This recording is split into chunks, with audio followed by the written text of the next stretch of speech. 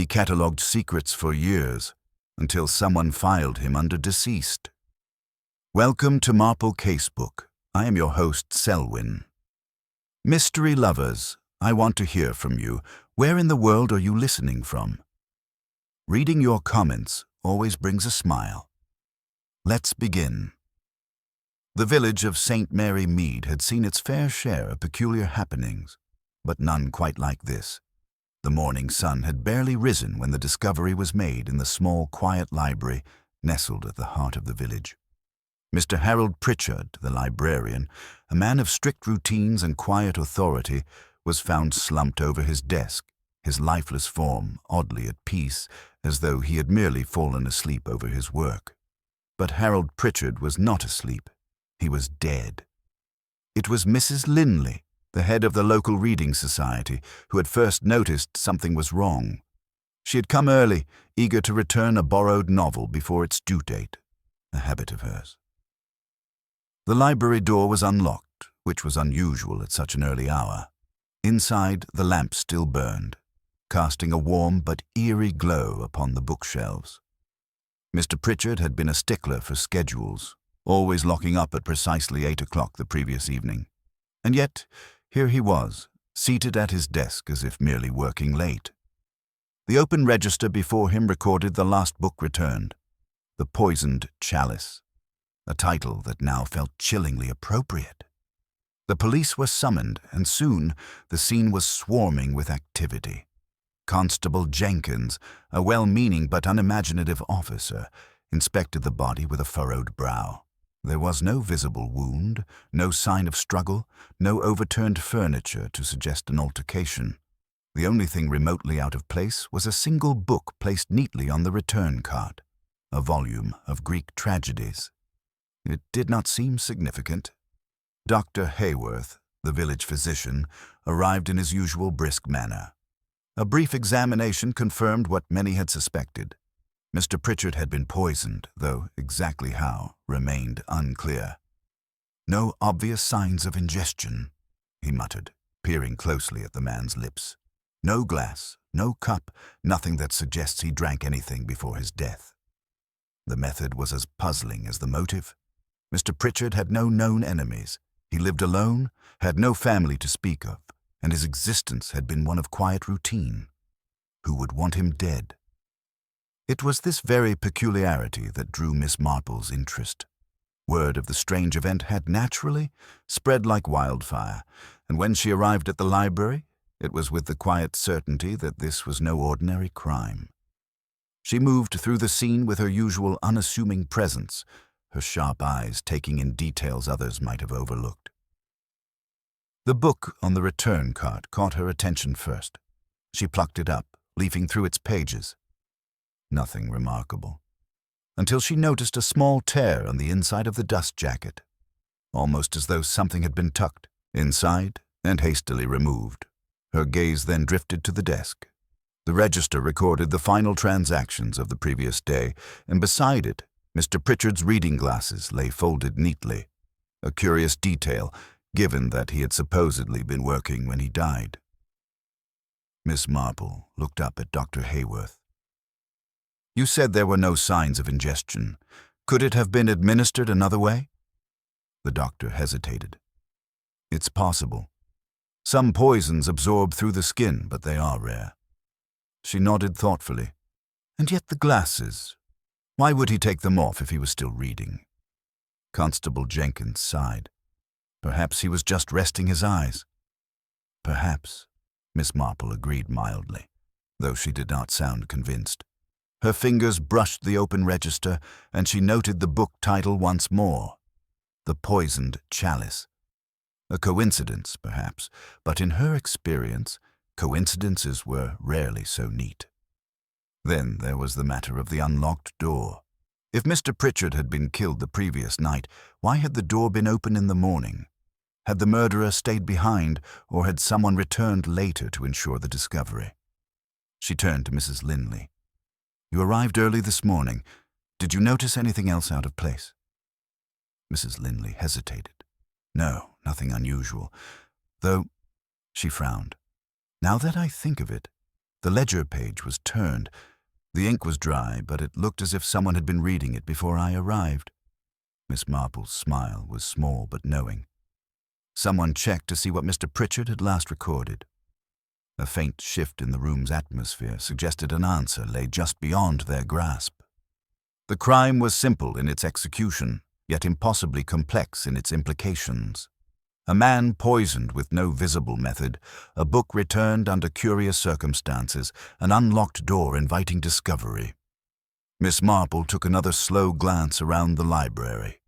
She had solved many mysteries before, and she had no doubt that, given time, the puzzle would unravel itself. The key was already present, hidden in plain sight. She just had to find the right thread to pull. Miss Marple moved quietly through the library, her gloved fingers brushing against the polished wood of the shelves as she let her thoughts settle. The atmosphere remained thick with uncertainty. Constable Jenkins muttering to himself as he leafed through the register, Dr. Hayworth pacing near the body, and Mrs. Linley shifting uneasily by the entrance. The pieces were there, scattered like pages torn from different books. All that remained was to bind them into a coherent story. She turned her attention back to Harold Pritchard's desk. It was uncluttered, each item in its proper place. Inkwell, pen, reading glasses, the library's ledger. The glasses, folded neatly rather than left open as if discarded in haste, struck her as odd. A creature of habit, Mr. Pritchard would not have stopped mid-entry and removed them, unless something significant had drawn his attention. Miss Marple reached for the ledger, flipping through the pages. The last recorded return, the poisoned chalice, was not especially unusual. But just below that entry, barely noticeable in the dim light, was a faint smudge of ink, a single word hastily blotted out. She peered closer. The ink had not fully dried when it had been tampered with.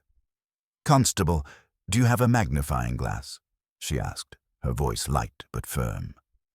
Jenkins, still struggling with the overwhelming presence of a suspicious death, fumbled in his pocket and produced a small glass. "Not sure what good it'll do, but here you are." Miss Marple adjusted her spectacles and studied the ledger through the lens. The smudged-out word became clearer. A name, written in Mr. Pritchard's precise hand, though now nearly illegible. The first letter could have been an M or W. The rest dissolved into an inky blur. Dr. Hayworth noticed her focus. "Something significant?" Miss Marple straightened.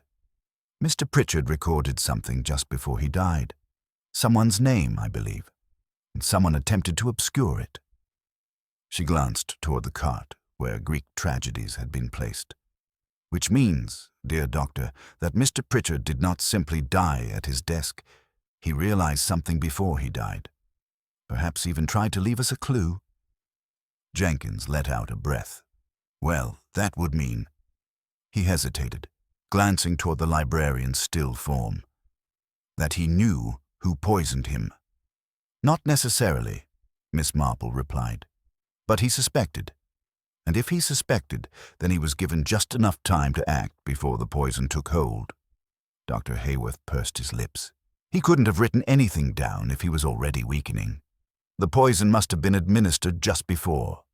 Miss Marple nodded. "And yet he had enough presence of mind to blot out the name." Jenkins scratched his head. "But why? If he wanted to leave a clue, why not just write it clearly?" Miss Marple's expression softened. Perhaps he did not want to implicate someone without absolute certainty. Perhaps, even as he felt himself slipping away, he hesitated. A quiet settled over the room. The police would follow procedure, interviews, analysis, the slow grind of official channels.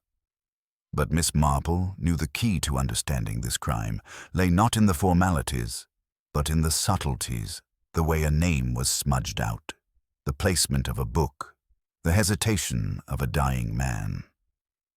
She turned back to Mrs. Linley, who had been watching the exchange with increasing unease.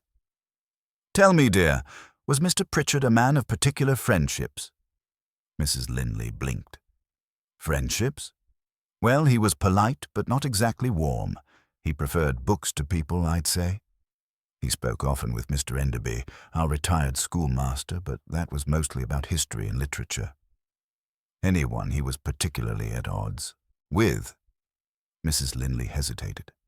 I wouldn't say at odds, but there was a bit of trouble recently with Miss Griffiths. She works at the grocer's and had a terrible row with him over a missing library book. Miss Marple's eyebrows lifted ever so slightly. A missing book? Yes, one she claimed she returned, but Mr. Pritchard insisted was still outstanding. He even threatened to bar her from borrowing until she paid the fine. And did she? Mrs. Linley pressed her lips together.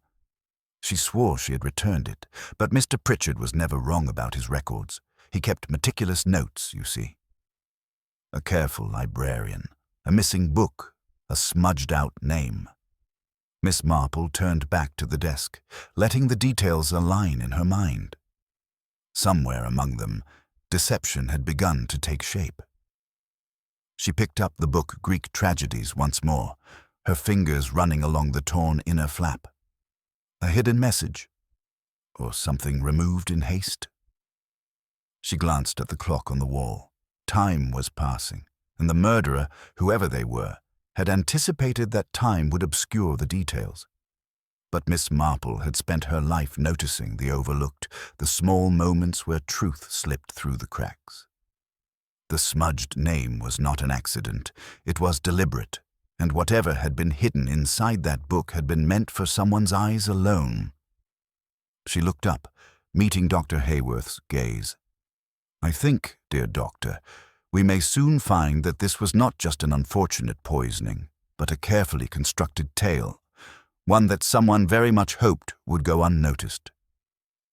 The library had settled into an uneasy quiet, the weight of suspicion thick in the air.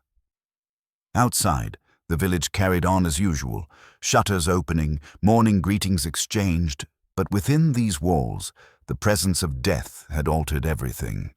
Constable Jenkins, still fumbling through his notes, called in the first of the witnesses. Miss Griffiths arrived with an air of forced composure, smoothing down the front of her apron as she perched stiffly on the wooden chair near the desk.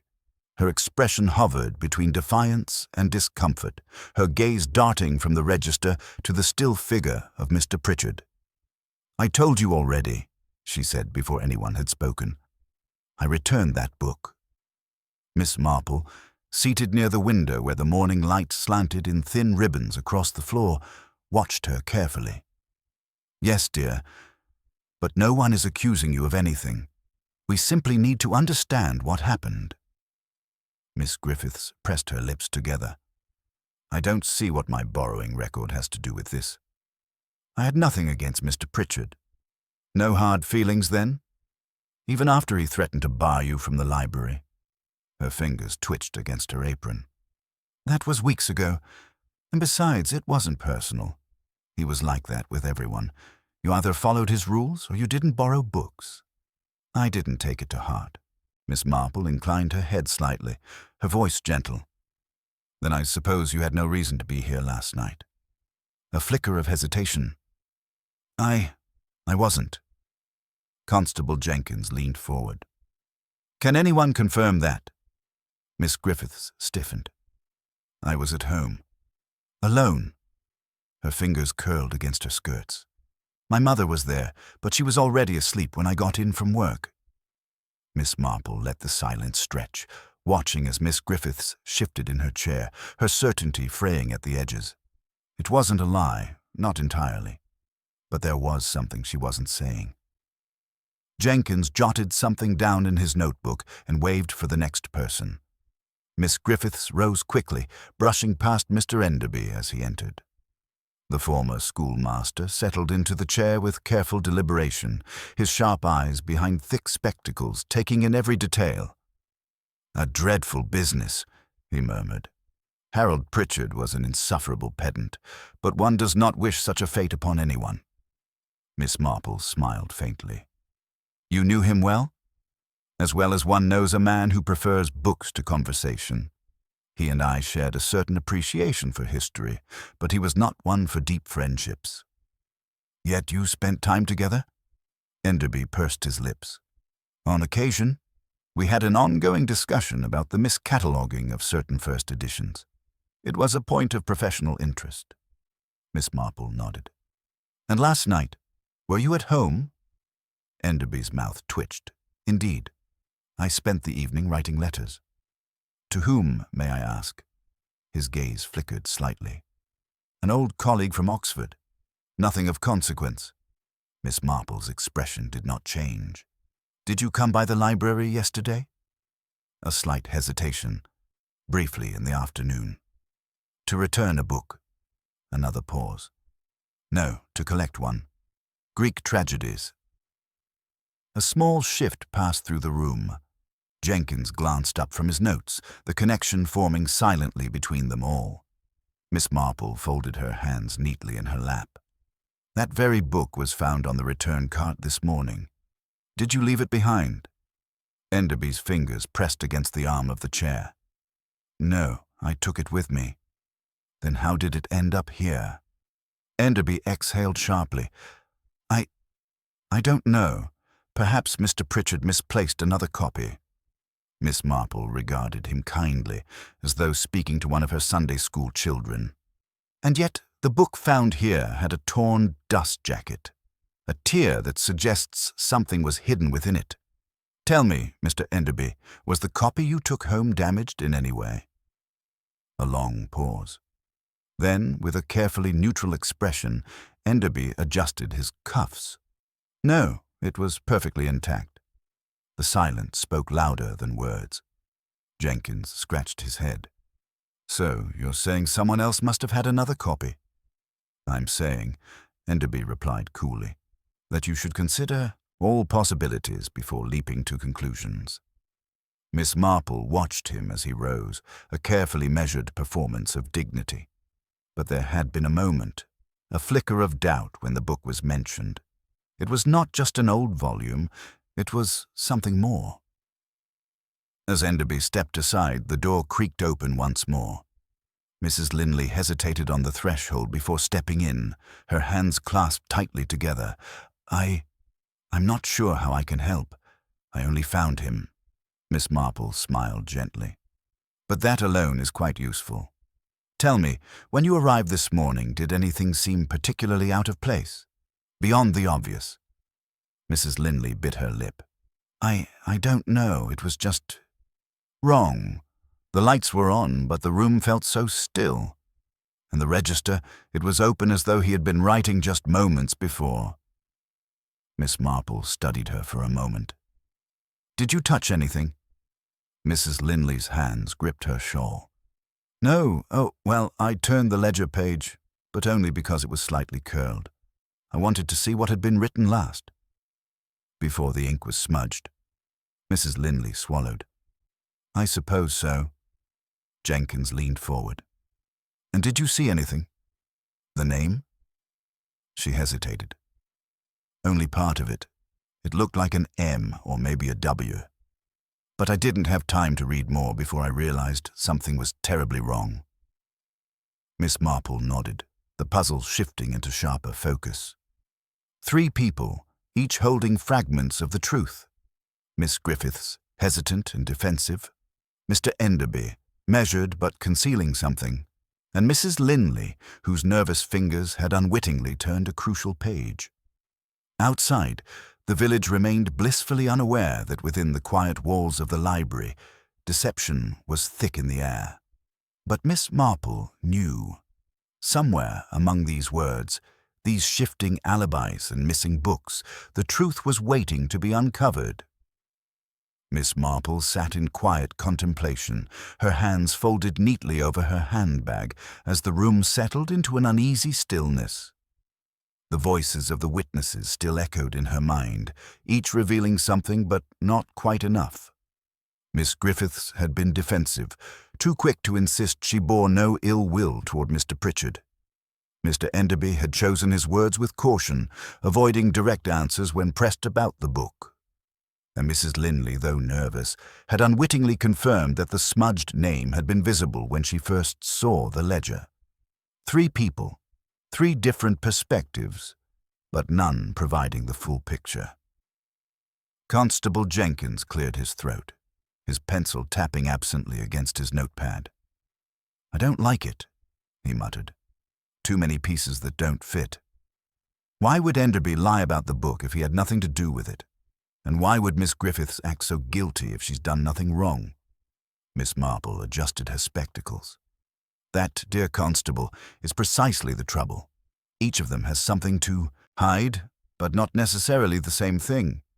Dr. Hayworth leaned forward. "Then we must consider what each might have to gain, or to lose." Miss Marple nodded. "Let us examine what we do know. Mr. Pritchard was poisoned, likely while at his desk. The register suggests he had just recorded something significant, perhaps a name, but it was later smudged, either deliberately or in haste. A book, Greek Tragedies, was returned under suspicious circumstances, and within its pages, something was concealed or removed. Now, consider our three witnesses. Miss Griffiths was accused of failing to return a book, which she insists was not her doing. Mr. Enderby admits to borrowing Greek Tragedies, yet denies that the copy found here was his, and Mrs. Linley, though seemingly uninvolved, was the one to find Mr. Pritchard and inadvertently disturb the evidence. Jenkins scratched his chin. "So, you're saying they all had a reason to want something hidden?" Miss Marple gave a small smile. "Not quite, but I suspect that if we look closely, we shall find that each of them had a stake in whatever was concealed within that book." Dr. Hayworth frowned. "But that still doesn't answer why Pritchard was poisoned. Surely no one would commit murder over a missing library book." Miss Marple's eyes twinkled. But what if the missing book was only the beginning?" Jenkins straightened. "Are you saying the book wasn't misplaced but stolen?" Miss Marple inclined her head. "Not stolen, Constable. Switched. Consider this. Mr. Pritchard was meticulous. He would not have made a careless error. If Miss Griffiths truly did return her book and yet he claimed otherwise, then we must ask, was it the same book at all?" Dr. Hayworth exhaled. "You mean someone replaced it with another copy?" Miss Marple gave a satisfied nod. "And if they did, the question remains, why? What was hidden within its pages that was so valuable it was worth committing murder?" Jenkins stared at his notes. "Something that Enderby, Griffiths, and Linley all had some connection to." Miss Marple tapped a finger lightly against the desk. "Or, at the very least, something they all knew of." A sudden knock at the library door interrupted their thoughts. A young constable entered, holding a small brown parcel. "Sir, this just arrived at the station, addressed to Mr. Pritchard, but it was posted yesterday." Jenkins took the parcel, his brow furrowed. It was unremarkable. Plain wrapping, no return address. He carefully peeled it open and withdrew a thin bundle of papers, yellowed with age. The topmost page bore faded ink in a spidery hand. Miss Marple leaned in. "May I?" Jenkins hesitated before handing the papers over. She adjusted her spectacles and read, her expression unreadable. Then she looked up, her voice quiet but firm. "These are property records." Jenkins blinked. "Property records?" Miss Marple laid the pages on the desk, smoothing them carefully. "It would seem that many years ago, a parcel of land near the village was signed over to a distant heir. An heir who, according to these records, never claimed it." Dr. Hayworth frowned. "And what does that have to do with Pritchard?" Miss Marple glanced at the three names in the ledger, then at the document. "Everything, I should think. If these were sent to Mr. Pritchard, then someone must have recently inquired about them. Someone who believed that land was still unclaimed." Jenkins let out a slow breath. "You think Pritchard knew?" Miss Marple tapped the paper lightly. "I think he was beginning to suspect, and I think that is precisely why he was killed." A hush settled over the room. The crime was no longer about a missing book. It was about something much larger. Property, wealth, a claim that had remained buried in records until someone, somewhere, had decided it was time to surface. Jenkins glanced toward the door. Miss Griffiths, Enderby, and Linley. One of them must have known about this. Miss Marple's eyes gleamed. Indeed, Constable. And I believe that if we ask the right questions, we shall soon uncover who among them was willing to kill to keep it secret. Constable Jenkins wasted no time. With the parcel of documents laid out before him, he straightened his back and declared, "We need to bring them in for questioning again. One of them must have been after this land, and one of them must have killed Pritchard to keep him from exposing the truth." Dr. Hayworth nodded in agreement, though Miss Marple remained thoughtful, her fingers lightly tapping against the desk. "Miss Griffiths first," Jenkins decided, motioning for one of his men to fetch her. Within minutes, she was led back into the room, her face drawn and wary. "I don't understand why I keep being questioned," she huffed, folding her arms. "I told you, I had no reason to harm Mr. Pritchard." Jenkins held up the property records. "Ever seen these before?" Miss Griffiths leaned forward, scanning the pages, then frowned. "No? What am I supposed to be looking at?" "These records show a claim to land that, according to our information, was never settled. Mr. Pritchard received these documents yesterday. Someone must have known they were coming." Miss Griffiths shook her head. "I don't know anything about land or inheritance."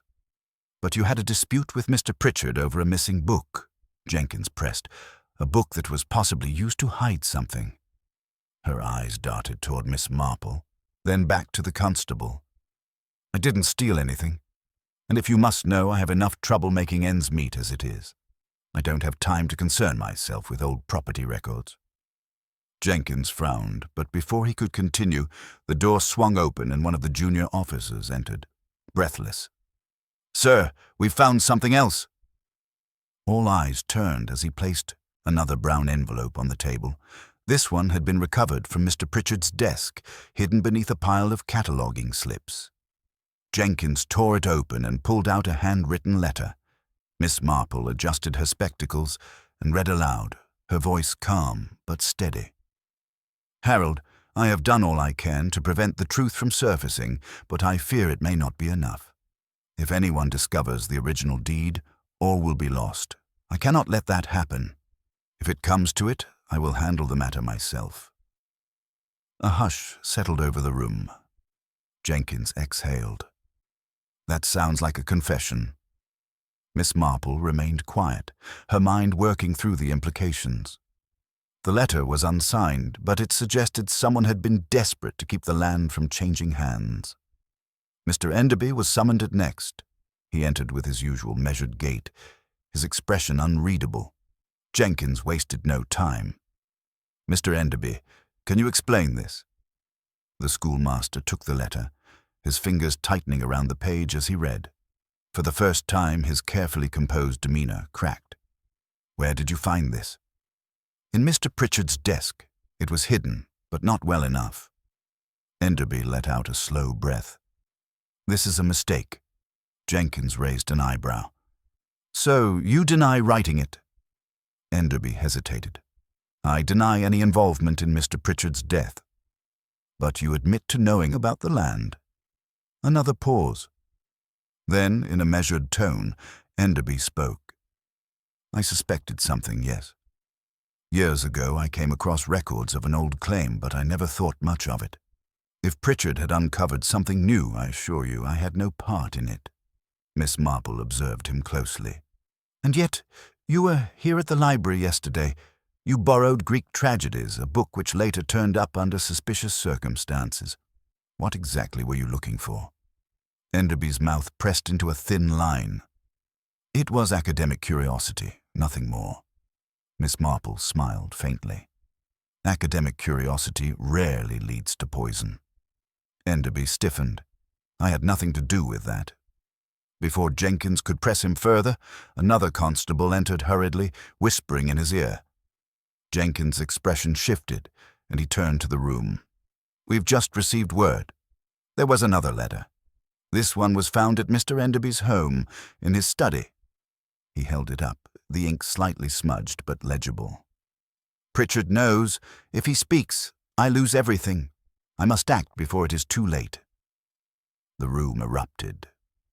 Dr. Hayworth let out a sharp breath. Miss Griffiths looked pale, and even Mrs. Linley, who had remained silent in the background, clutched at the door frame. Jenkins turned to Enderby. "This is proof enough. You had motive, means, and knowledge of what Pritchard had uncovered."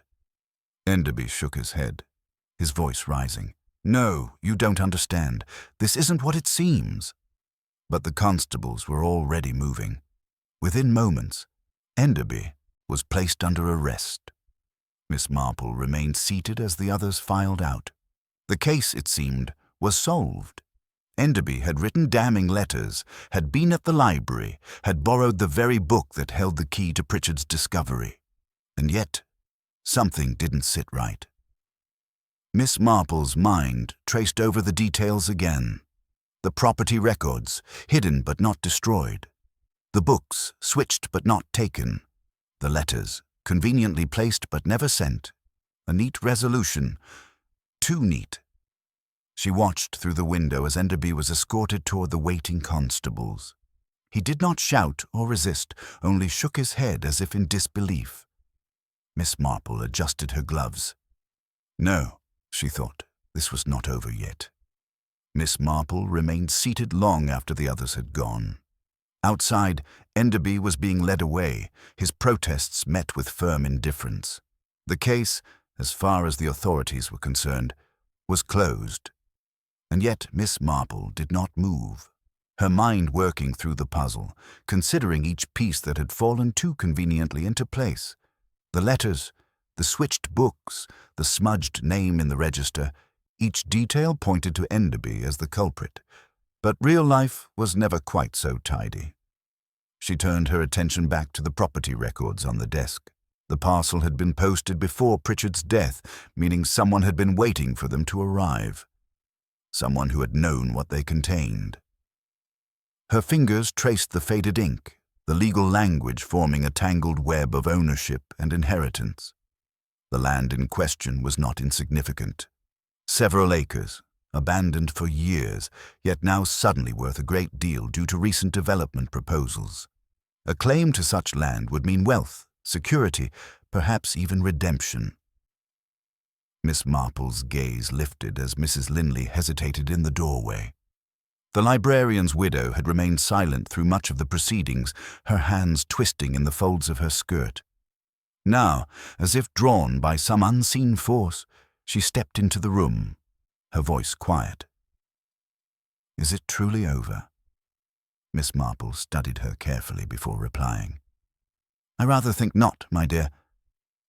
Mrs. Linley's hands stilled. "But they've arrested Mr. Enderby." Miss Marple nodded.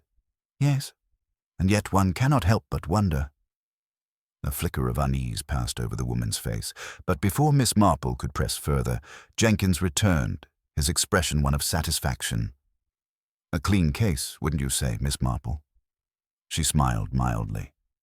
"Oh, quite. And yet I find myself troubled by a small, insignificant question." Jenkins frowned. "What question?" Miss Marple tapped the edge of the property record. "Why now?" Jenkins blinked. "What do you mean?" "The land in question has sat unclaimed for decades.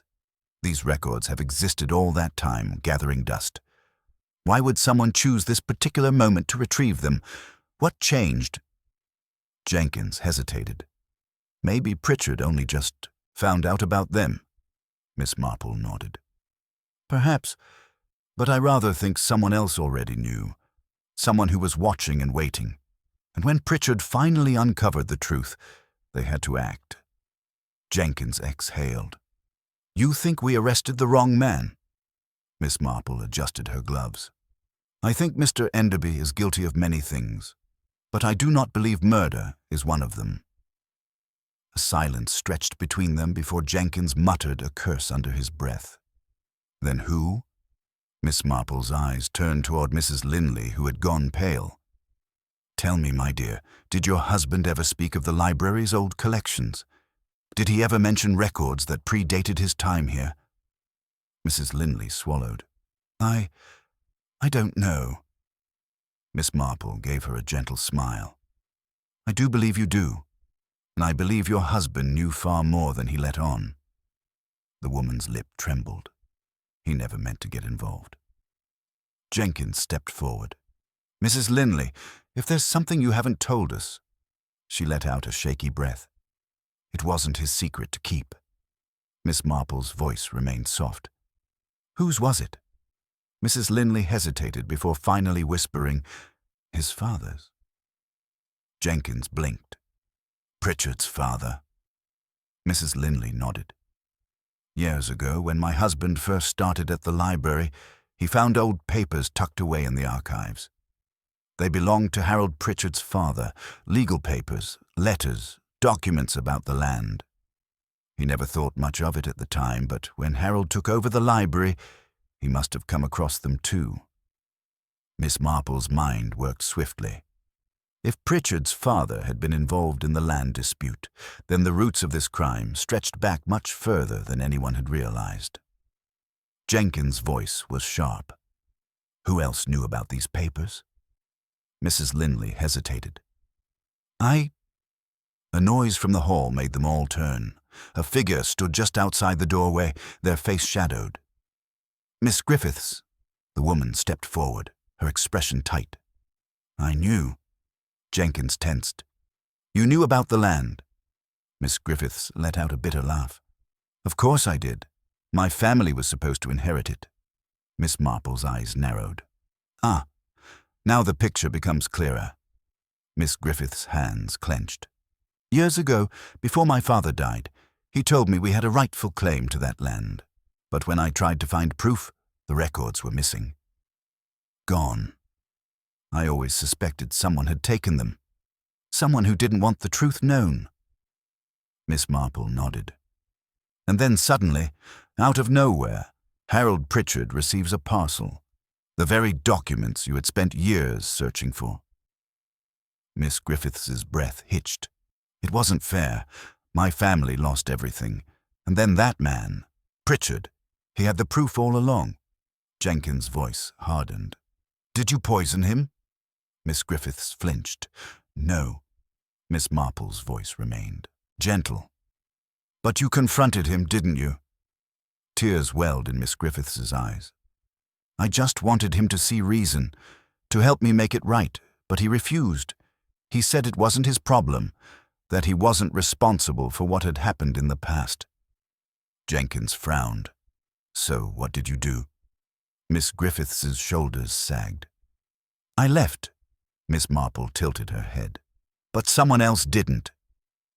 A silence fell over the room. Mrs. Linley let out a breathless sound, as though something had just clicked into place. My husband, she whispered. He must have... Miss Marple studied her closely. He had known the truth for years. Perhaps he thought he could ignore it. But then Harold Pritchard received that parcel, and suddenly everything was about to come to light. Mrs. Linley's face crumpled. He never meant for it to happen. He only wanted to protect. Jenkins stepped forward. Are you saying your husband poisoned Pritchard? Mrs. Linley shook her head wildly. No, he wouldn't. He couldn't. Miss Marple sighed. I think he could, my dear, and I think he did.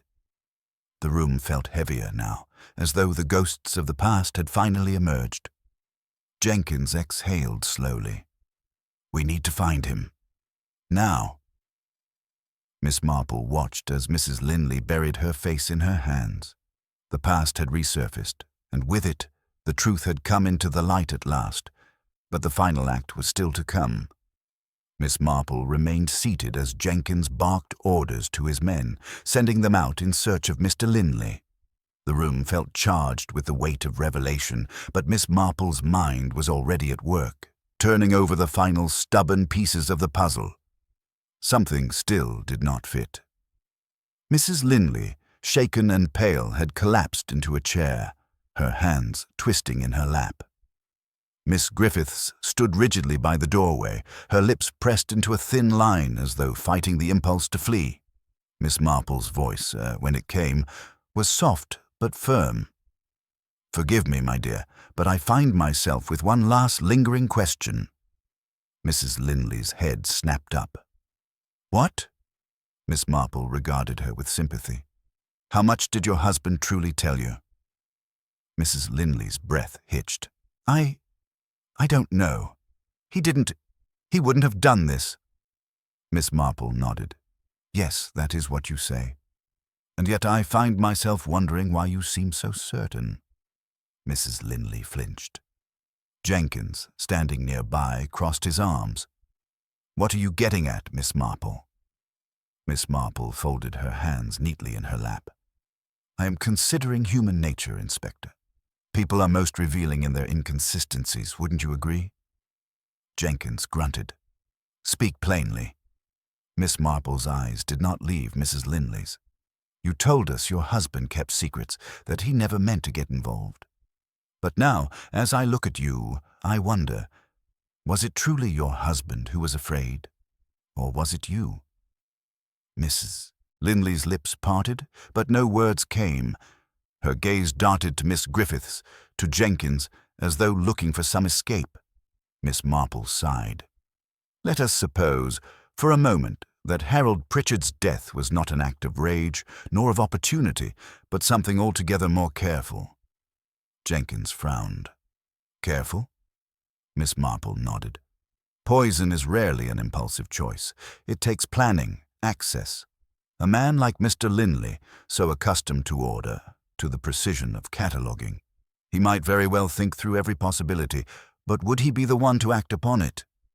Mrs. Linley let out a small sound, half gasp, half protest. Miss Marple continued gently. It was you who first suggested that your husband knew too much.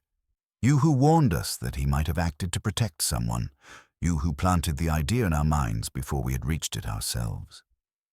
Jenkins' eyes darkened. Miss Marple, are you suggesting... Miss Marple stood, smoothing her skirt. My dear Inspector, I'm merely pointing out that deception is most effective when it is hidden in plain sight. She turned to Mrs. Linley. Your husband was a careful man, but he was also kind, wasn't he? A man who kept secrets not to harm, but to shield. If he had discovered something dangerous, something that put his family at risk, he might very well have struggled with what to do. Mrs. Linley's breath was shallow now. Miss Marple took a step closer. Tell me, my dear, what did your husband say to you on the night Harold Pritchard died? Silence. The seconds stretched. Then Mrs. Linley's face crumpled. He didn't say anything, she whispered. He was already gone. Miss Griffiths let out a sharp breath. Jenkins stiffened. Miss Marple inclined her head. I see. And where did he go? Mrs. Linley closed her eyes. He said he had to fix a mistake. Jenkins muttered a curse. So he was involved. But Miss Marple shook her head. No, Inspector, he was too late. The room seemed to contract around the weight of those words. Mrs. Linley swallowed. When he came home, he was different. He was shaking. He said something had gone wrong. Jenkins leaned forward. Did he say what? Mrs. Linley nodded weakly. He said he'd seen someone in the library that night. Someone he wasn't expecting. Miss Marple's voice was quiet. Who? Mrs. Linley hesitated. Then very slowly she turned her head. All eyes followed her gaze. Miss Griffiths. The librarian's assistant did not move. For a moment it was as though she had turned to stone, her expression frozen. Then, ever so slightly, her lips curled into something that was not quite a smile. I wondered how long it would take you, she murmured. Jenkins took a step toward her, but Miss Marple held up a hand. No sudden movements, Inspector. I rather think Miss Griffiths has considered every possible outcome. Miss Griffiths exhaled, shaking her head. You always were too clever, Miss Marple. Miss Marple tilted her head. Not clever, my dear, just observant.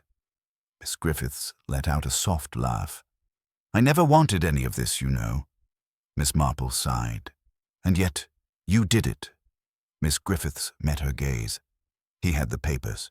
He was going to sell them to the highest bidder. It wasn't about justice for him. It was about profit. Jenkins' voice was sharp.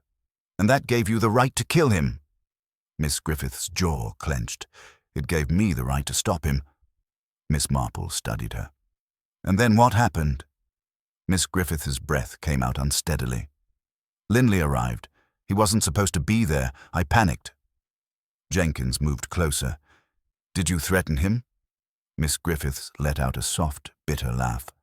"I didn't have to. He knew. He knew what I'd done." Miss Marple nodded. "And so you let him take the blame?" Miss Griffiths' shoulders slumped. "It was already too late. He knew the truth, but he didn't stop me. He just walked away." Jenkins' voice was steel. "That's not the same as being innocent." Miss Marple studied Miss Griffiths for a long moment before speaking again. "I rather think he was just a man who loved his wife too much to let her be caught in the crossfire." Mrs. Linley let out a soft, broken sound. Jenkins sighed heavily. "We're done here." Miss Marple nodded. The final piece had fallen into place. The past had demanded its reckoning, and now, at last, the truth had emerged from the shadows. Miss Marple watched as Jenkins signaled his officers to take Miss Griffiths into custody.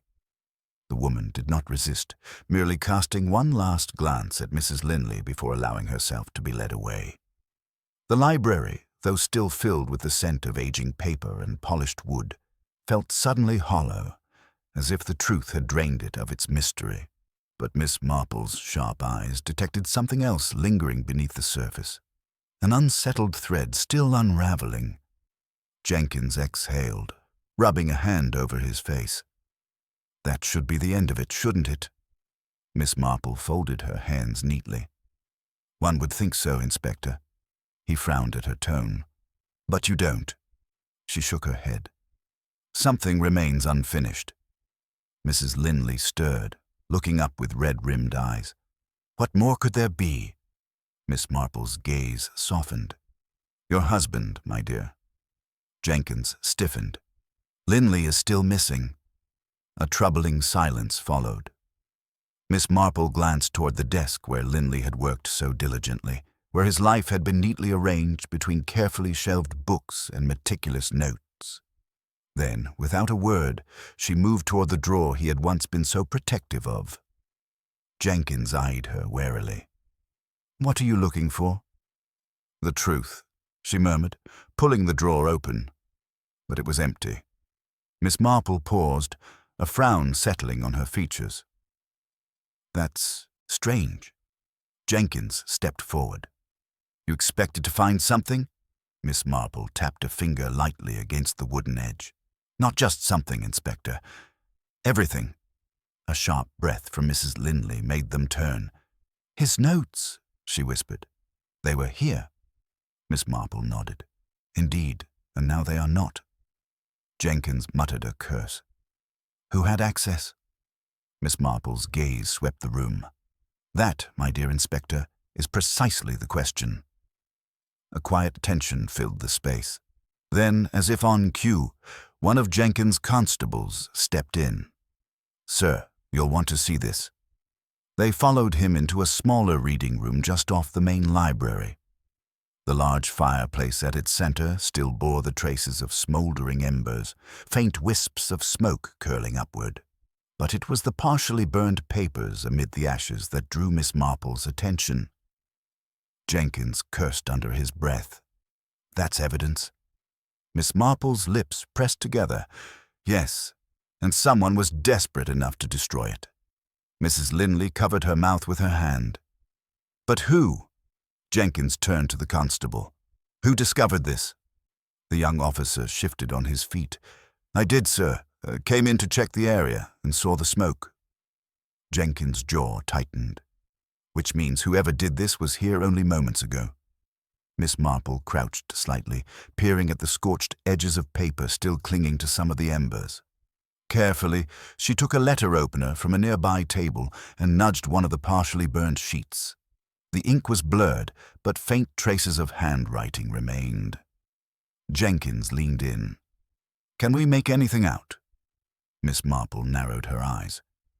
"A date, and what appears to be a name."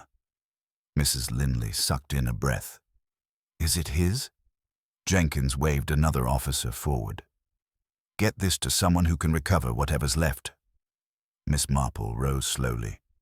"Someone is working against us." Jenkins turned to her. "Miss Griffith?" She shook her head. "No, she was already in custody." Jenkins swore. "Then who?" Miss Marple's gaze drifted back toward the library. "Perhaps someone who feared what those notes contained." Jenkins straightened. "And Linley?" Miss Marple exhaled. "If he was taken, then we must find him before whoever did this decides to silence him forever." The weight of that statement settled over them all. The game was not over yet. A sudden commotion in the corridor made everyone turn. Heavy footsteps pounded against the wooden floor, and then the door burst open to reveal Constable Green, his face pale and breathless.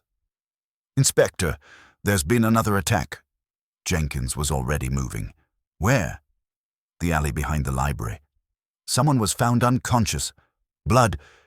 Green hesitated, glancing at Miss Marple. "It doesn't look good." Miss Marple gathered her shawl and followed as quickly as her step allowed, Jenkins and the others already striding ahead. The crisp night air stung her cheeks as they stepped outside, and the gas light from a street lamp cast a dim glow over a narrow passage lined with old brick. A figure lay slumped near a pile of discarded crates. Jenkins knelt immediately, his hand hovering near the man's throat before he let out a sharp breath. "He's alive." Miss Marple peered closer. Though his face was streaked with blood, there was no mistaking the features. Arthur Linley. Mrs. Linley gasped, rushing forward before Jenkins caught her arm. "Wait, we don't know." "He's my husband," she cried, wrenching free. She fell to her knees beside him, her fingers brushing his face. "Arthur, wake up." A low groan escaped his lips. His eyelids fluttered, and for a brief moment he seemed to struggle against some invisible weight before his eyes focused on his wife. "Margaret." Miss Marple leaned in. "Mr. Linley, can you tell us who did this?" His breathing was labored, but he swallowed and attempted to speak. A cough racked his body, and fresh blood trickled from the corner of his mouth. Jenkins cursed under his breath. "We need to get him to a doctor." Miss Marple straightened. "And quickly. Whoever did this meant to silence him." Jenkins barked orders, sending 2 constables ahead to fetch a carriage. As they lifted Linley carefully, Miss Marple's gaze flickered downward. A torn scrap of paper was crumpled in his fist. She bent, prying it free as gently as possible, careful not to smudge the ink. Even in the dim light, she could make out a hastily scrawled word. "Catalogue," she murmured. Jenkins, catching her tone, turned. "What?" Miss Marple smoothed the scrap against her palm.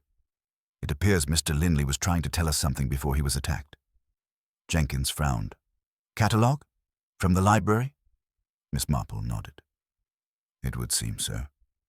Jenkins glanced toward the carriage as it began rolling away. "He's in no condition to tell us what it means." Miss Marple tucked the paper into her sleeve.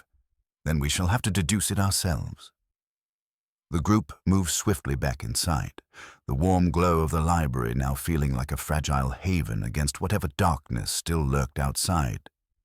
Miss Marple walked toward the main desk, her eyes scanning the rows of neatly organized catalogue drawers, each labeled with meticulous precision. Mr. Linley was a man of order, she mused.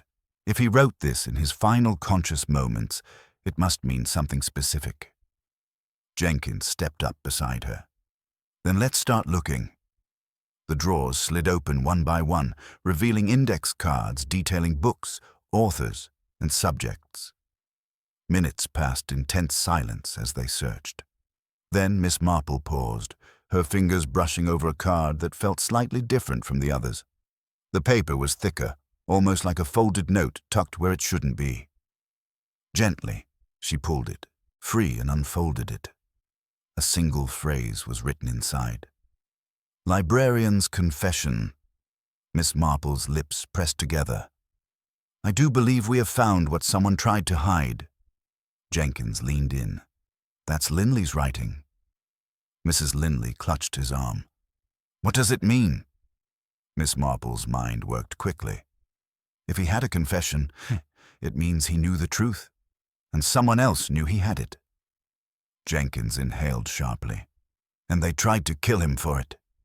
A chill settled over the room. Miss Marple carefully refolded the note, her gaze drifting to the bookshelves. Somewhere in this library, the answer remained hidden, waiting to be found.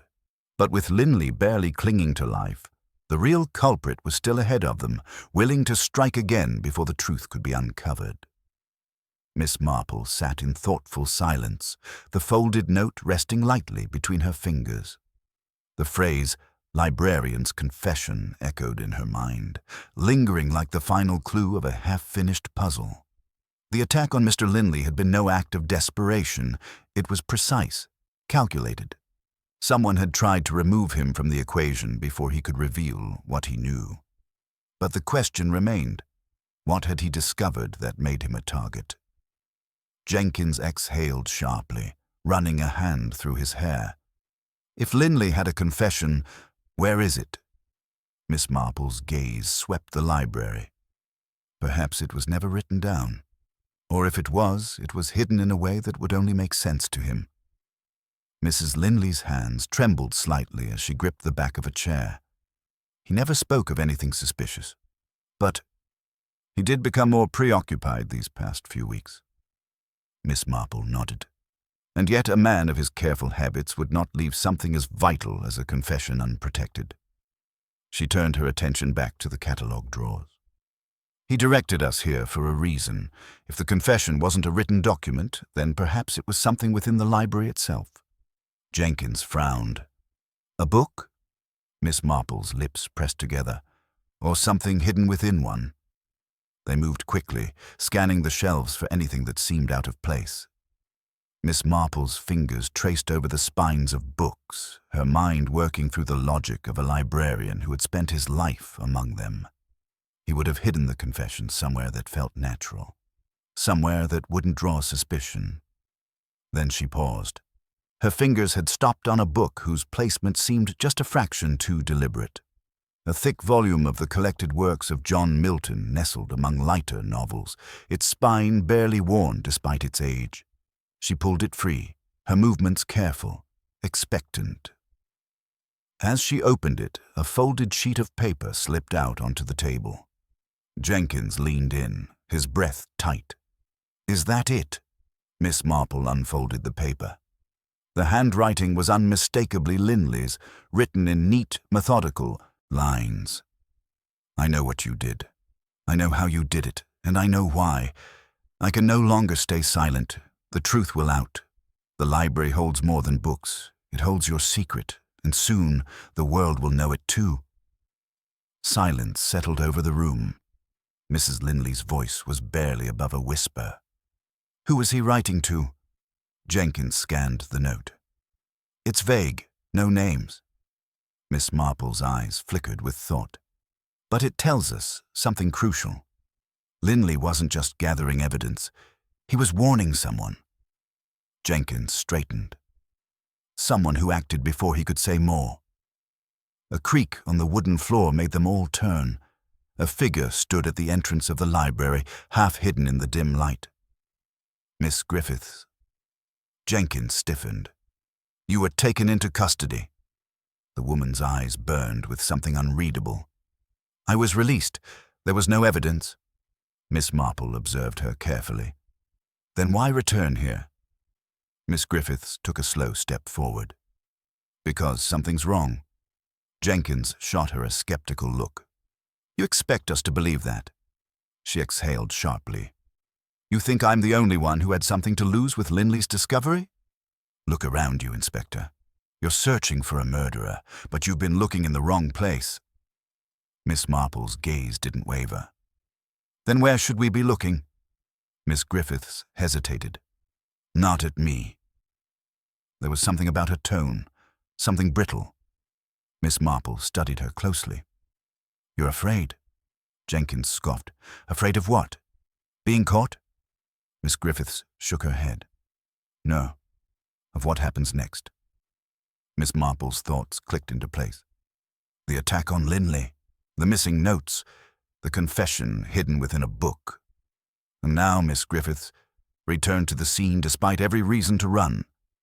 It was all a pattern, each event tied together by something or someone just outside their immediate reach. She glanced back at the note. The library holds more than books. It holds your secret. Miss Marple straightened. There's something here, something that was never meant to be found. Jenkins turned to her. What are you thinking? She met his gaze evenly. That we have been missing the true culprit because we have not yet asked the right question. Mrs. Linley's voice was hushed. Which question? Miss Marple's fingers closed over the note. Who among us has always known exactly where to look? The room fell silent. Then, slowly, all eyes turned toward the one person who had yet to say a word. Mr. Endicott, the assistant librarian, stood in the far corner, his hands clasped, his expression unreadable. Mr. Endicott remained still, his thin fingers pressed together, his gaze shifting ever so slightly toward the bookshelf where Linley's note had been hidden. There was no panic in his demeanor, no outburst of denial, only a quiet, measured stillness, as if he had long anticipated this moment. Miss Marple studied him carefully, observing the minute tension in his jaw, the barely perceptible way he inhaled before speaking. You've all been looking in the wrong places, he said finally, his voice low. You assume that this is a crime of practicality, greed, ambition, desperation. His fingers curled, pressing into his palm, but this was never about money or power. Jenkins took a step forward. Then what was it about? Mr. Endicott gave a slow, deliberate smile, though it never quite reached his eyes. It was about preservation. Miss Marple's gaze did not waver. Preserving what, Mr. Endicott? He exhaled, his shoulders dropping slightly. The library. Mrs. Linley's breath caught. The library? He nodded, and for the first time his voice carried a thread of emotion, something almost reverent. Do you know how fragile a place like this is? How easily it can be dismantled, repurposed, turned into something else entirely? His gaze darkened. Linley knew, and that knowledge was dangerous. Jenkins frowned. You attacked a man to keep a library intact? Mr. Endicott's fingers twitched. You think this place is just shelves and books, but it's more than that. It's a history, a living thing, and it was under threat. Miss Marple's expression remained serene, but her mind moved swiftly. You believed Mr. Linley was a threat to the library. Endicott let out a short breath. I knew he was. A silence settled over the room, heavier than before. Mrs. Linley shook her head, her voice strained. My husband loved this library. Then why did he keep secrets from you? Endicott's eyes gleamed with something sharp, something on the edge of triumph.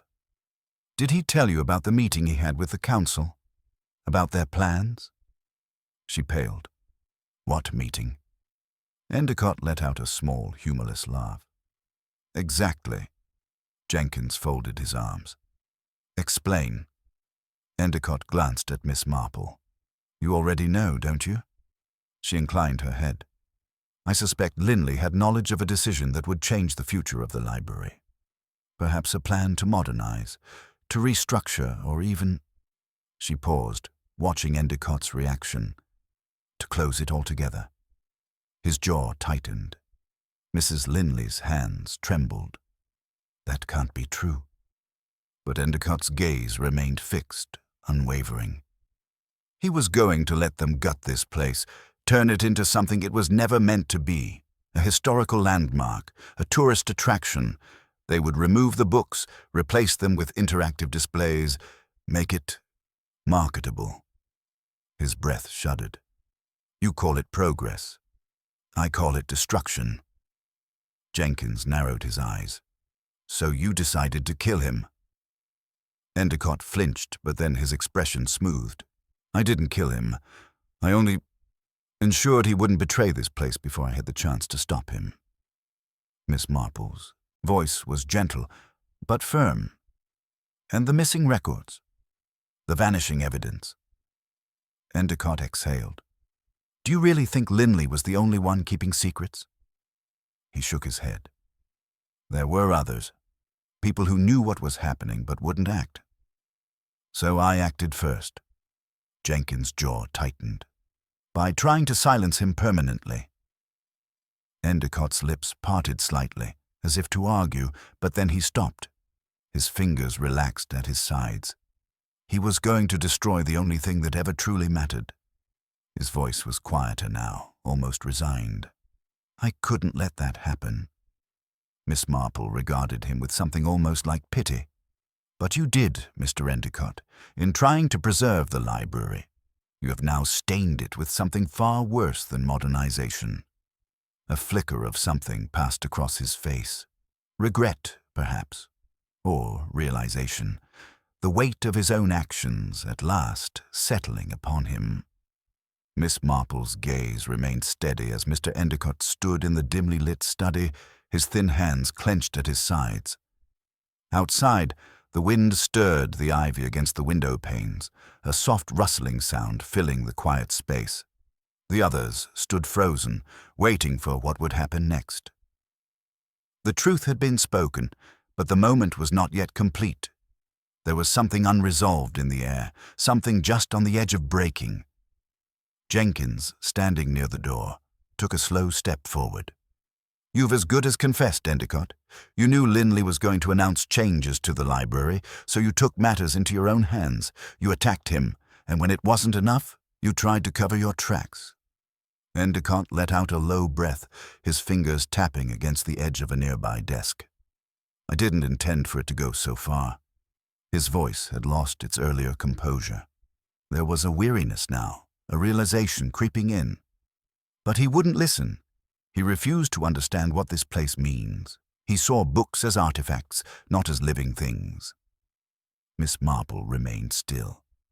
And yet you ensured that this library will now always be remembered, not for its history, but for its crime. Endicott flinched, and for a moment, silence stretched between them, but then something changed in his eyes. A flicker of something not quite fear, but calculation. He took a breath, straightened his posture. His lips pressed together in a way that suggested he was considering something very carefully. I wonder, he said finally, his voice regaining its careful, measured tone. Would anyone believe you? Jenkins stiffened. What are you playing at? Endicott's gaze flickered to the door, then back to the inspector. You have no proof, no witnesses. A great deal of speculation, yes, but speculation means nothing in a courtroom. Miss Marple smiled softly, a knowing glint in her eyes. I think you underestimate how much a guilty man gives away, Mr. Endicott. He narrowed his eyes. Meaning? You planned your words carefully, but your actions betrayed you. You were the only one who knew precisely where Linley had fallen, the only one with access to the records that vanished. And more importantly, she gestured toward the window, where a faint smudge of ink had been pressed against the glass. Barely visible, but there. You knew about the note before anyone else mentioned it. Endicott's breath hitched. It was the smallest reaction, but it was enough. Jenkins took another step forward. You knew Linley had written something before he collapsed. That means you were there before the rest of us arrived. Endicott's fingers twitched, but he did not speak. Miss Marple tilted her head slightly. And then, of course, there is the matter of the missing library keys.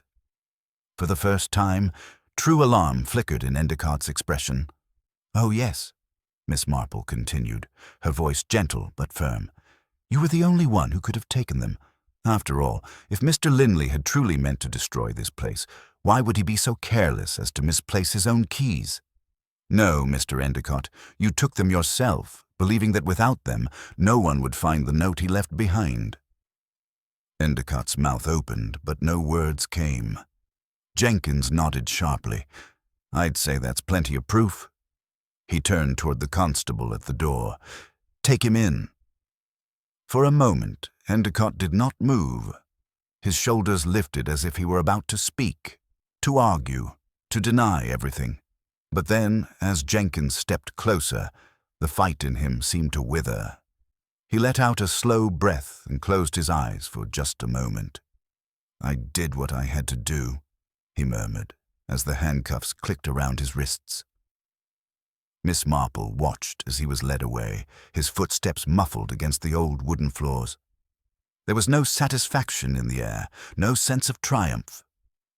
Only a deep, lingering sorrow. Mrs. Linley exhaled, her hands shaking slightly. He truly believed he was saving something. Miss Marple nodded. And in doing so, he destroyed the very thing he sought to protect. She turned, glancing around the room one last time. The library remained unchanged, rows of books standing silent, the scent of aged paper thick in the air. But something felt different now, something irrevocably altered. She smoothed her gloves, gathering her handbag. A library is more than its walls, my dear. It is the people who cherish it that truly give it life. And with that, she stepped toward the door, the case now closed. As the rain began to patter gently against the library's tall windows, Miss Marple stepped into the grand foyer, the echoes of the past few hours still lingering in her mind. The case was neatly tied, the truth revealed, and Mr. Endicott led away in quiet resignation.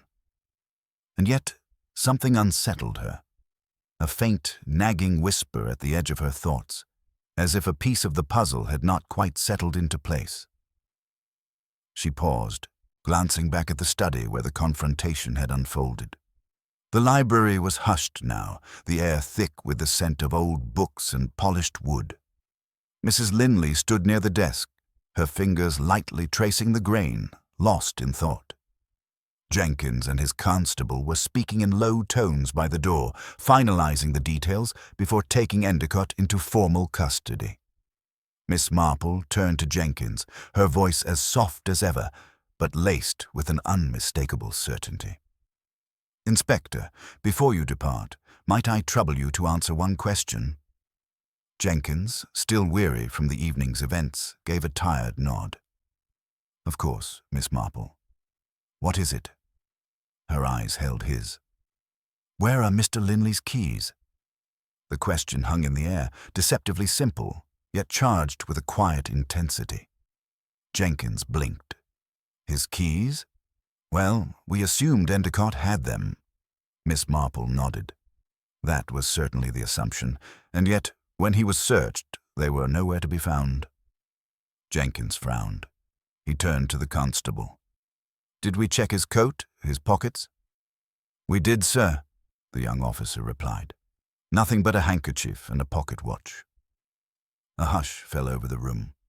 Miss Marple smiled faintly, her voice carrying the same patient, knowing tone she so often used when unearthing a buried truth. Then the question remains, if Endicott did not have them, who did? Mrs. Linley stiffened, her hand stilling on the desk. Jenkins caught the movement and turned sharply to face her.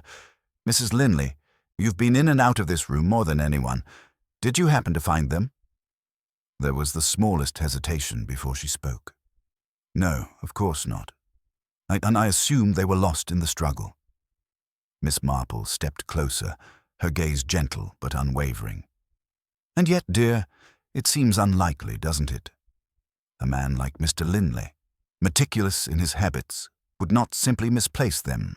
No, they were taken, but not by Mr. Endicott. Mrs. Linley's lips parted, her breath hitching for the briefest moment. I don't understand what you're suggesting. Jenkins' expression darkened. Miss Marple, are you saying... Miss Marple gave a small nod. Mr. Endicott struck the fatal blow, of that there is no doubt, but someone else ensured that the truth would remain hidden long enough for the case to be misdirected. Her eyes never left Mrs. Linley's face. "It was you who took the keys, wasn't it, my dear?" A hush fell over the room, thick and heavy. Mrs. Linley's breath came faster, her fingers curling into the fabric of her sleeve. "That's absurd. Why would I do such a thing?" Miss Marple sighed softly, her voice now laced with a kind of gentle sadness. "Because you needed time. Time to make sure no one found what Mr. Linley had written before you could ensure it was unreadable." Jenkins inhaled sharply. "The missing records. Destroyed, I suspect," Miss Marple finished. "And with them, the one piece of evidence that could have complicated everything." She tilted her head, studying the woman before her. "You did not wish to see your husband's memory tarnished. Whatever was written, you feared it would bring scandal. And so, while all eyes were on Mr. Endicott, you ensured that the past remained buried." Mrs. Linley's face had gone pale. I was only trying to protect his legacy." Jenkins' voice was hard. "That's still obstruction, Mrs. Linley." Miss Marple gave a small nod. "I do not believe she had any hand in the murder itself, but she knew more than she let on and took steps to ensure that knowledge never came to light." There was a long silence, then Mrs. Linley let out a trembling sigh. Her hands, which had been clasped so tightly, slowly relaxed. "You're right," she whispered. I took the keys. I knew if the police found the note, there would be questions. I couldn't bear it." Jenkins gestured to the constable, who stepped forward.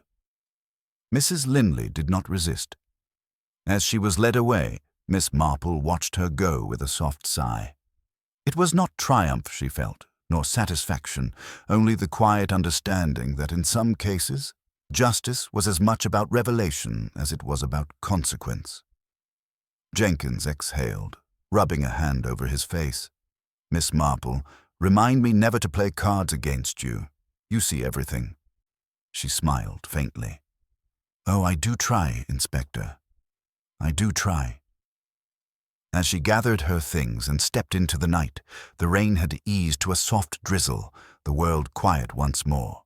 The case was closed, but the weight of secrets, those kept, those uncovered, would linger long after the final page was turned. Miss Marple sat in the quiet of her cottage, the fire crackling softly in the hearth, her hands wrapped around a delicate china teacup. Outside, the evening mist curled around the hedges, clinging to the village lanes like a lingering whisper of something unresolved. She had solved the case, laid the truth bare, and yet something still gnawed at her. A feeling, a loose thread not yet pulled. She had long learned to trust such instincts. The newspapers had wasted no time in reporting the dramatic conclusion. Mr. Endicott was charged with murder, and Mrs. Linley, while not directly involved in the crime, faced legal consequences for tampering with evidence. The village was abuzz with chatter, and Inspector Jenkins had congratulated himself on another case neatly wrapped. But Miss Marple was not one for neatness. Life, as she knew all too well, rarely tied itself into such tidy bows. She reached for the letter that had arrived earlier that morning, her eyes scanning the elegant, deliberate handwriting. The words were careful, measured, and yet there was something in them that made her pause. "Dear Miss Marple, you were, of course, correct about everything. My actions were foolish, but I only did what I believed necessary. However, I must tell you, there was something else I could not say in front of the inspector. Something I saw that night. I fear that while justice may have been served, the true architect of this tragedy still walks free." Miss Marple set the letter down, her gaze lingering on the final line. The true architect. A small frown settled on her brow as she reached for her notebook, flipping through the pages of observations she had made throughout the investigation. The events leading to Mr. Linley's death had been meticulously dissected, each step accounted for, each motive laid bare. And yet, If Mrs. Linley's words were to be believed, the crime was not as solitary as it seemed. Her mind wandered back to the missing keys, the stolen documents, the half-truths carefully woven into confessions. Mrs. Linley had admitted to concealing the records to protect her husband's name, but had that truly been her only concern? She thought again of Endicott. He had been desperate, his motive undeniable, his guilt clear. But desperation alone was a dangerous foundation for a case. Was it possible he had not acted entirely of his own volition? A memory surfaced, something almost too small to matter at the time. The butler, Mr. Graves, standing in the corridor the night of the murder, his expression unreadable. He had been the one to summon the police, the one to answer the door when Miss Marple arrived. A man of quiet efficiency, always present but never obtrusive. And yet, had he not mentioned something curious? "I've served this house for years, miss. I know when to keep my head down." An odd choice of words, as if he had known more than he let on. Miss Marple's fingers tapped lightly against the armrest of her chair. There was only one way to be sure. The next morning she made her way back to the Linley estate, the air crisp with the remnants of autumn. The house stood solemn and silent, its once lively halls now subdued in the wake of scandal. She found Mr. Graves in the study, dusting the shelves with the same practiced care he had likely shown for decades. He turned at her arrival, his face carefully neutral. "Miss Marple," he greeted, inclining his head. "I did not expect to see you again." She smiled pleasantly. "I do apologize, Mr. Graves, but I find that certain questions still linger." He resumed his dusting. "That so?" "Indeed. For instance, I've been thinking about the night Mr. Linley was killed. You were the first to see the body, were you not?" "A dreadful sight," he murmured, his voice betraying nothing. "And yet you did not seem particularly surprised when I arrived. Tell me, Mr. Graves, when exactly did you know Mr. Linley was dead?" The cloth in his hand stilled for the briefest of moments before he resumed his work. "I knew when I saw him, of course." "Of course," Miss Marple agreed lightly. "And yet I cannot help but wonder. Mr. Endicott broke in through the library, but it was you who let the police in, through the front door. You who knew exactly where to lead them. How very efficient." His grip on the cloth tightened. "A good butler is always prepared, Miss Marple." "Indeed." She took a slow step forward, "and a very good butler knows when to remain silent. But tell me, Mr. Graves, did you know that Mr. Endicott was coming that night?" His jaw tightened ever so slightly. She nodded to herself. "I rather think you did. You knew everything about this household, after all. You knew about Mr. Linley's records, his past dealings, the threats hanging over him. I suspect you also knew about the affair long before Mrs. Linley did." Silence. Miss Marple sighed. "You see, Mr. Graves, I believe you did more than merely witness the crime. I believe you facilitated it." A sharp intake of breath. "You knew Mr. Endicott was desperate, that he might do something reckless, and you allowed it to happen." Her voice was soft, almost kind. "Perhaps you even encouraged it." He turned to face her then, his expression unreadable. "You make dangerous accusations, Miss Marple." She smiled gently. "I merely observe, Mr. Graves, and I observed that while everyone else in this house had something to lose, you had something to gain, didn't you?" His gaze darkened. "And what exactly would that be?" She clasped her hands in front of her. "Freedom." A pause. "You have served this house for years," she continued, "but you were never a servant, were you?" "Not really. You were a guardian of secrets. And when Mr. Linley decided to set his affairs in order, to finally come clean about everything, you saw the end approaching. You saw a future where you were no longer needed, and so you made sure that future never arrived." The fire crackled softly in the hearth. Then, to her quiet surprise, Mr. Graves smiled, a small, weary smile. "You are remarkable, Miss Marple," he murmured. "Truly." She did not return the smile. Moments later, when Inspector Jenkins arrived, Mr. Graves made no attempt to resist. He simply removed the cloth from his hands, set it neatly on the desk, and straightened his cuffs. As he was led away, he turned once more to Miss Marple, offering her the slightest nod. "Well played," he said simply. She watched him go, the weight of justice settling over the house. The crime was solved, the villain unmasked. And yet, as she stepped outside into the cool autumn air, she could not shake the feeling that the real tragedy was not the crime itself, but the years of quiet resentment that had led to it. Justice had been served. But at what cost? Miss Marple stepped onto the cobbled path leading away from the Linley estate, the crisp autumn air carrying with it the faint scent of burning wood from distant chimneys. The case had been resolved, the final confession extracted, and yet there was something that would not settle. She had seen it before, the way a crime, once solved, still left, behind faint traces like footprints in the dew. A lingering unease, a single thread refusing to be neatly woven into the tapestry of events. It was a feeling she had learned to respect, for in the past it had often led her to the truth beneath the truth. She walked slowly, allowing the rhythm of her own footsteps to guide her thoughts. The case, at its heart, had been one of resentment. Mr. Graves, a man who had spent decades as a silent observer, had finally seized his moment to shape the future on his own terms. A quiet, calculated manipulation. He had known that Endicott's desperation would be his weapon, had known precisely when to act and when to step back. And yet, Miss Marple frowned slightly, reaching into her handbag and retrieving the letter Mrs. Linley had sent. The true architect of this tragedy still walks free. She had assumed, until now, that the words had been poetic rather than literal. That Mrs. Linley, in her grief, had been reluctant to accept her husband's own role in his demise. But what if there was another meaning? She stopped walking, turning slightly to glance back at the house, its towering silhouette against the fading light. Had she been wrong? She had accounted for every step of the crime.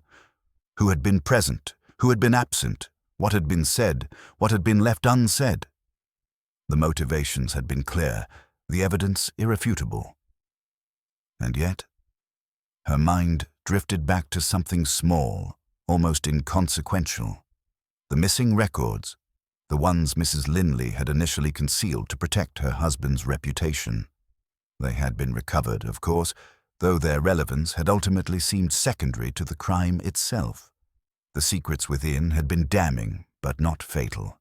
At least, not for Mr. Linley. Miss Marple's gaze darkened. The records had detailed financial misdealings, questionable investments, partnerships that had soured. And yet, one name had been conspicuously absent from the public discussion of these affairs, Mrs. Linley's. For all her supposed innocence in the matter, she had been unusually close to the business dealings that had ultimately led to her husband's downfall. The question was, had she merely stood by and watched, or had she guided events in the shadows, just as Mr. Graves had done? Miss Marple continued walking, though now her thoughts were sharp, measured. She thought again of the letter, the carefully chosen words. A plea or a warning? She had long understood that justice was rarely absolute. A man could be guilty of murder, but not the mastermind. A woman could play the role of victim and yet pull the strings from the wings. A confession did not always mean the final truth had been spoken. Miss Marple had done what she had set out to do. She had solved the case.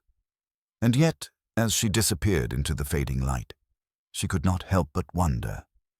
Had she truly uncovered everything? Or was the real game still in play?